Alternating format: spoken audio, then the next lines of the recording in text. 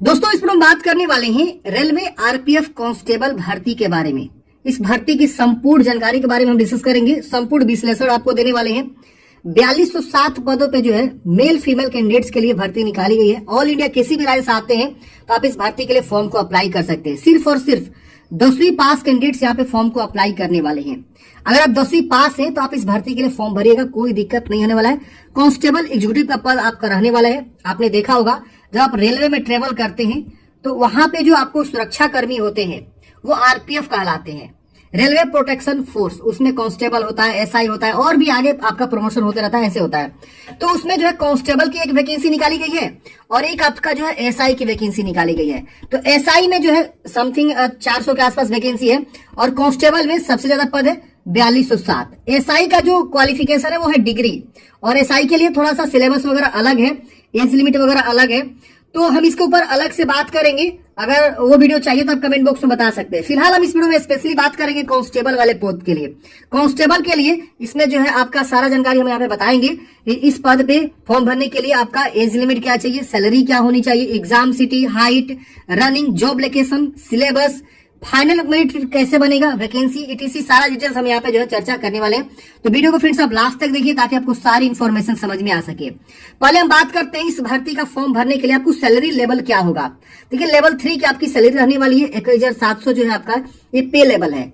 आपका medical standard B1 का रहेगा और यहाँ पे देखिए 10th पास आप हैं तो फॉर्म को अप्लाई करेंगे। अगर स्टार्टिंग सैलरी बात करें फ्रेंड्स तो यहाँ पे अलाउंसेस वगैरह ऐड करके लगभग 35,000 के आसपास आपको सैलरी यहाँ पे मिलने वाली है। जॉब लोकेशन की बात करें तो ऑल इंडिया कहीं पे भी आपका जॉब लोकेशन मिल सकता है, ये आपको माइंड मेकअप करके चलना है। यानी ये नहीं कि आप जिस राज्य में उसी राज्य में मिलेगा, ऐसा नहीं, आपको ऑल इंडिया कहीं पे भी सर्व करना पड़ सकता है। हम बात करें यहाँ पे एग्जाम सिटी की, तो एग्जाम सिटी भी आपका कहीं भी दे सकता है, ये चीज आपको समझ के रहना है। लेकिन मोस्टली प्रोबेबली ये है कि जिस जोन से आप फॉर्म, हालांकि यहाँ पे फॉर्म भरते समय जोन तो पूछ नहीं रहा है, लेकिन जिस एरिया से फॉर्म भरेंगे, फॉर एग्जांपल मान लीजिए आप बिहार के हैं तो मोस्ट प्रोबेबली यही है कि आपको बिहार में ही एग्जाम सेंटर देखने को मिल सकता है, या बिहार के आसपास यूपी में देख सकते हैं आप, या झारखंड में देख सकते हैं, यहीं पे आपको एग्जाम सिटी देखने को मिल सकता है। अब चलिए हम बिल्कुल जो है अच्छे से समझ लेते हैं, क्योंकि ये तो ओवरऑल जानकारी हम बिल्कुल अच्छे से समझ लेते हैं। इस भर्ती का जो नोटिफिकेशन संख्या है वह है 02/2024। आगे जब भी ये जो है नोटिफिकेशन वगैरह इसके रिगार्डिंग एग्जाम वगैरह के बारे में आएगा तो इस तरह से लिखा रहेगा कि एडवर्टाइजमेंट नंबर 02/2024 के रिगार्डिंग कोई ना कोई अपडेट आया हुआ है। अब बात करते हैं फॉर्म भरने का जो डेट है वो है 15 अप्रैल से लेकर 14 मई तक आप फॉर्म को अप्लाई करेंगे। फॉर्म भरने में अगर आपने कोई भी गलती कर दिया है तो 15 मई से 24 मई तक आप उसमें सुधार कर सकते हैं। ऑल इंडिया किसी भी राज्य से आते हैं तो आप फॉर्म को अप्लाई कर सकते हैं। इसका ऑनलाइन शुरू हो चुका है। मैंने फॉर्म भरने के रिगार्डिंग जो है एक अलग से वीडियो बनाया, वो वीडियो नहीं देखे हैं तो देख लीजिएगा, लिंक आपको डिस्क्रिप्शन बॉक्स में दे दिया है। देखिए यहाँ पे मैंने आपको ये वाली चीजें तो बता ही दिया ऑलरेडी। यहाँ जो उम्र सीमा है वो 18 से 28 वर्ष की रखा गया है। अभी हम यहाँ पे उम्र सीमा के रिलैक्सेशन के बारे में बात करेंगे, क्योंकि यहाँ पे मोस्टली लोग जो है फॉर्म भरने वाले हैं, क्योंकि यहाँ पे ना उम्र सीमा में जो है बहुत ज्यादा छूट दे दिया गया है। पहले हम इसके जो सिलेबस के बारे में थोड़ा सा जानकारी देते हैं, क्योंकि यहाँ पे ना सबसे पहला जो एग्जाम होगा कंप्यूटर बेस्ड टेस्ट सीबीटी होगा, उसके बाद से पीईटी पीएसटी होगा, फिर डॉक्यूमेंट्स वेरिफिकेशन होगा। मात्र एक एग्जाम देना है और उसके बाद से फिजिकल देना है और आपका यहाँ पे सिलेक्शन हो जाएगा। तो चीजों को समझेंगे एक एक करके, हम यहाँ पे डिस्कस कर लेते हैं ताकि आपको भी कंफ्यूजन ना हो। देखिए यहाँ पे बात करें यहाँ पे सिलेबस की, तो देखिए सिलेबस सबसे पहले समझिए। इसमें आपको अगर अच्छे से तैयारी करना है तो सिलेबस समझ लीजिएगा ना तो आप इजिली तैयारी कर पाएगा। सिलेबस क्या है यहाँ पे समझिए। जो आपका पहला एग्जाम होगा सीबीटी कंप्यूटर बेस्ड टेस्ट होगा, उसमें क्या है कि आपका मल्टीपल चॉइस क्वेश्चन यहाँ पे रहेंगे और इसमें निगेटिव मार्किंग भी रहने वाला है। 1/3 का निगेटिव मार्किंग रहेगा। देखिए 35 जो मार्क्स है टोटल आपका जो है ना, यहाँ पे देखेंगे तो 120 मार्क्स के क्वेश्चन पूछे जाएंगे, जिसमें से 35 मार्क्स, सिर्फ 35 मार्क्स आपका मैथमेटिक्स ये सब आपका रहने वाला है। देखिए यहाँ पे सिलेबस भी दे दिया हुआ है। यानी आपका जो अर्थमेटिक यहाँ पे सब्जेक्ट रहने वाला है 35 मार्क्स, और 10वीं लेवल जो होता है वही आप ये रहने वाला है। सबसे ज्यादा जो यहाँ पे आपका इंपोर्टेंट होने वाला है ये 2 सेक्शन, देख रहे ना, जनरल इंटेलिजेंस एंड रीजनिंग और जनरल अवेयरनेस। हालांकि रीजनिंग आप लोग इजिली जो है कर लीजिएगा, मुझे पता है, लेकिन यहाँ पे जनरल अवेयरनेस जो 50 मार्क्स का है ये थोड़ा सा डिफिकल्टी है, और यहीं पे काफी सारे बच्चे जो है मतलब क्या होते हैं स्कोर कम ला पाते हैं। तो इस पे आपको ज्यादा फोकस करना है। रीजनिंग तो इजिली हो जाता है, अर्थमेटिकल मैथमेटिक्स वगैरह भी थोड़ा सा प्रैक्टिस कर लेंगे अच्छे से तो हो जाता है। लेकिन ये 50 मार्क्स जो है आपको सही से तैयारी करना होगा, जिससे आप जो है 50 मार्क्स में कम से कम आप जो है 40 से 45 मार्क्स आप स्कोर कर पाए। समझ रहे ना? तो इसके लिए आपको लगातार अच्छे से प्रैक्टिस करना होगा कि इसमें जो है और क्या क्या होगा। देखिए, सबसे पहले सिलेबस मैंने आपको समझा ही दिया। अब जब आप यहाँ पे सीबीटी दे देंगे, कंप्यूटर बेस्ड टेस्ट दे देंगे, उसके बाद आपका जो है पीटी और पीएमटी होगा। लेकिन ध्यान रहे 10 times of number of vacancy, मतलब वैकेंसी जो है आपका 4200 के आसपास है, इसके 10 गुना कैंडिडेट्स को एक लोग क्या करेंगे, फिजिकल में बुलाएंगे। तो ध्यान रहे आपको जो है ना अच्छा स्कोर करना होगा कंप्यूटर बेस्ड टेस्ट में। इसके बाद से आपका जो फिजिकल होगा, फिजिकल क्वालिफाई इन नेचर होगा। सिर्फ आपका जो है फिजिकल देखा जाएगा कि कैसा आप परफॉर्मेंस कर पा रहे हैं, दौड़ पा रहे हैं कि नहीं, हाई जंप लॉन्ग जंप कर पा रहे हैं कि नहीं, उसमें पास हो जाएंगे। उसके बाद से फाइनल मेरिट जो बनेगा आपका, वो बनने वाला है आपके जो है जो सीबीटी होने हुआ था उसके बेस पे। तो फाइनल मेरिट लिस्ट, एक बार मेरिट लिस्ट यहाँ पे आएगा जो 10 गुना वैकेंसी का होगा, और फाइनल मेरिट लिस्ट आपका जो है पीटी पीएमटी के बाद आएगा। समझ रहे ना? तो आपका सिलेक्शन यहाँ पे हो जाएगा। अब बात करें यहाँ पे हाइट की और रनिंग की, तो देखिए मेल कैंडिडेट्स का जो रनिंग करना है 5 मिनट 45 सेकेंड में 1600 मीटर, और फीमेल को करना है 800 मीटर जो कि 3 मिनट 40 सेकेंड में कर लेना है।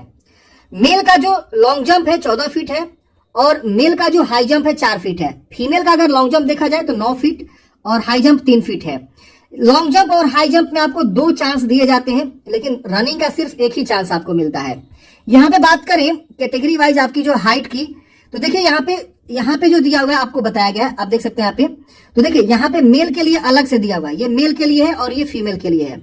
तो फीमेल के लिए हम अलग से बताएंगे, मेल के समझते हैं। जनरल ईडब्ल्यूएस ओबीसी का जो हाइट है 165 सेंटीमीटर मेल के लिए, एससी एसटी के लिए 160 सेंटीमीटर, गौरवालीस गोरखा मराठास एंड इन सब जगहों से अगर कोई आता है इन कैटेगरी से तो 163 सेंटीमीटर को हाइट यहाँ पे रखी गई। मेल के लिए बात किया। फीमेल में देखेंगे तो जनरल ईडब्ल्यूएस ओबीसी के लिए 157 सेंटीमीटर, एससी एसटी के लिए 152 सेंटीमीटर, और बाकी इन सब कैटेगरी से आप आते हैं तो 155 सेंटीमीटर की मिनिमम हाइट होनी चाहिए। यहाँ पे चेस्ट मेजरमेंट होता है ओनली मेल के लिए, यानी मेल कैंडिडेट्स को जो है यहाँ पे चेस्ट देना होता है। तो जनरल ईडब्ल्यूएस ओबीसी को 80 से 85 5 सेंटीमीटर एक्सपेंड करना होता है, एससी एसटी को 76.2 से 81.2 सेंटीमीटर, और इन सब जगहों से आप आते हैं तो 80 से 50 सेंटीमीटर पे जो है यहाँ पे आपकी चेस्ट नापी जाती है, सिर्फ और सिर्फ मेल कैंडिडेट्स को। अब यहाँ देखिए लिखा हुआ है कि आपको रनिंग के लिए सिर्फ 1 चांस और लॉन्ग जंप हाई जंप के लिए आपको 2 चांस यहाँ पे दिए जाएंगे, और पीटी पीएमटी जो होगा सिर्फ और क्वालिफाइंग इन नेचर होगा, कोई मार्क्स आपको जो है अवार्ड नहीं किया जाएगा। इसके वजह से आपको जो है डीवी डॉक्यूमेंट्स वेरिफिकेशन आपका यहाँ पे जो है किया जाने वाला है, फिर आपका मेडिकल एग्जामिनेशन, उसके बाद आप ट्रेनिंग में यहाँ पे चल जाएंगे। तो ये थे फ्रेंड्स सारी इन्फॉर्मेशन। अब हम थोड़ा सा और जानकारी को यहाँ पे समझते हैं जो कि मैंने आपको ऊपर में छोड़ दिया था, एज के बारे में। एज सबसे इंपॉर्टेंट है, एज किसको कितना छूट मिल रहा है, यहाँ पे मैं आपको एज के बारे में समझा देता हूँ। तो 1/3 का यहाँ पे देखिएगा निगेटिव मार्किंग होगा, एक सही उत्तर के लिए 1 अंक आपको दिए जाएंगे। यहाँ पे देखिए लिखा गया है, और निगेटिव मार्किंग 1/3 यहाँ पे रहने वाला है। टोटल 120 क्वेश्चन आपसे पूछे जाएंगे, जिसमें मैंने आपको समझाई दिया सिलेबस। अब समझते हैं कि आपका एज लिमिट क्या रखा गया है। तो 1 जुलाई 2024 को आपका एज की गणना यहाँ पे किया जा रहा है।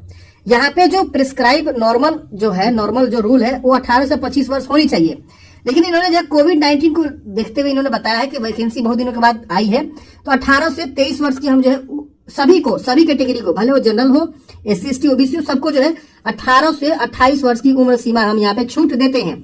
इसके अलावा जो कैंडिडेट्स एससी एसटी से आएगा उनका उम्र हो जाएगा आप 28 में 5 जोड़ेंगे तो उनका उम्र हो जाएगा 18 से आपका जो है यहाँ पे हो जाएगा 33 वर्ष, ठीक है 5। और ओबीसी नॉन क्रिमिनल्स अगर कोई आएगा तो उनका हो जाएगा 18 से 31 वर्ष हो जाएगा, क्योंकि 3 साल उनको अपर एज में छूट यहाँ पे देखने को मिलेगा, आप यहाँ पे देख सकते हैं। तो ये आपका उम्र में छूट है जो इसके अलावा है, 18 से 28 के अलावा है, जो एससी एसटी ओबीसी से आता है। इसके अलावा आप जो देखेंगे यहाँ पे एक्स सर्विस मैन को छूट है, फीमेल को यहाँ पे जो है ऑलरेडी छूट है, और भी बहुत सारा छूट है। अब यहाँ पे डेट ऑफ बर्थ का भी रेंज दे दिया गया है। अगर आप यहाँ पे इस मतलब कैटेगरी से आते हैं तो आपका डेट ऑफ बर्थ का अपर एज लिमिट क्या है, 18 से 28 वर्ष को ध्यान में रखते हुए, देख रहे ना। और यहाँ पे ओबीसी एनसीएल का क्या उम्र सीमा रखा गया है, और एससी को क्या उम्र सीमा रखा गया है। इसके अलावा यहाँ पे 5 साल का यहाँ और छूट है, और यहाँ 3 साल का और छूट है, अगर जो छूट लेना चाहता है तो, जिनका उम्र ज्यादा हो चुका है। तो ये ध्यान दीजिएगा, इसके लिए आपको कैलकुलेट करके देखना होगा, एज कैलकुलेटर यूज करिएगा। 1 जुलाई और 2024 को आप एज लगा लीजिएगा, और आपका जो भी डेट ऑफ बर्थ है वो इसको लिखेगा, आपका उम्र तुरंत बता देगा। फिर यहाँ पे आपको जो है लोअर बर्थ 1/7/2006 के बाद का नहीं होना चाहिए, ये भी यहाँ पे लोअर बर्थ यहाँ पे दे दिया गया है। अब यहाँ पे एजुकेशन क्वालिफिकेशन मैंने बता ही दिया स्टार्टिंग में। एप्लीकेशन फी आप सबको पता ही है 500 रुपया है जनरल ओबीसी को, बाकी 400 रुपया इसमें रिफंड हो जाएगा जब आप पहला एग्जाम दे देंगे तो, और इसका 250 रुपये इसमें 250 रुपया रिफंड हो जाएगा जब आप पहला एग्जाम दे देंगे तो ये आपका एग्जाम फी है। इसकी वजह से आपको जो है ध्यान एक चीज और देना है, फॉर्म भरने से पहले आपके पास सभी डॉक्यूमेंट्स पहले से होने चाहिए। जैसे कि अगर आप ईडब्ल्यू से आते हैं तो अपना ईडब्ल्यू सर्टिफिकेट जहां से भी है बनवा लीजिएगा, कोशिश करिएगा सेंट्रल लेवल वाला ही आप अपना जो है सर्टिफिकेट बनवाएंगे। अगर आप SC/ST से आते हैं तो SC/ST में क्या होता है कि आपको अपना जहां से भी बनता है आपका जाति प्रमाण पत्र लगेगा, जाति प्रमाण पत्र ये आप जरूर बनवा लीजिएगा। ओबीसी के केस में थोड़ा सा अलग होता है। ओबीसी क्या होता है ना, NCL बनवाते हैं।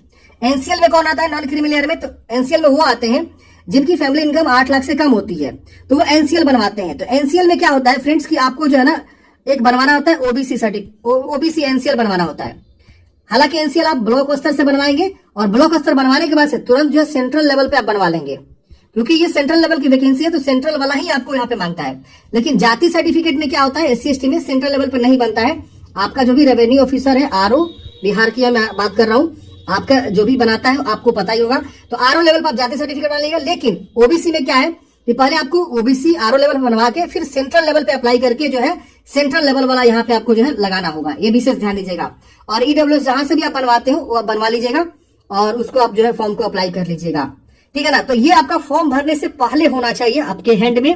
और यहाँ पे ऑलरेडी एक चीज और लिखा हुआ है कि जब भी आप फोटो यहाँ पे देंगे, जो भी आप फोटो दे रहे हैं उसका 20 कॉपी, जी हाँ दोस्तों 20 कॉपी अपने पास पहले से सुरक्षित रख के रखेंगे ताकि फ्यूचर में काम आएगा।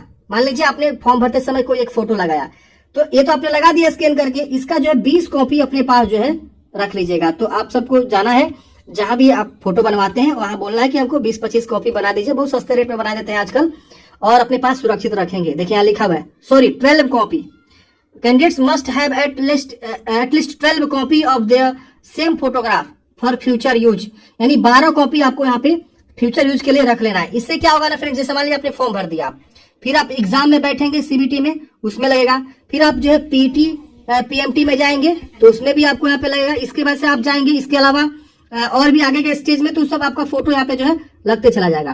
तो आशा करता हूँ फ्रेंड्स आपको जानकारी समझ में आएगा इस भर्ती के रिगार्डिंग। आपके मन में कोई भी डाउट्स है, कमेंट बॉक्स में पूछिएगा।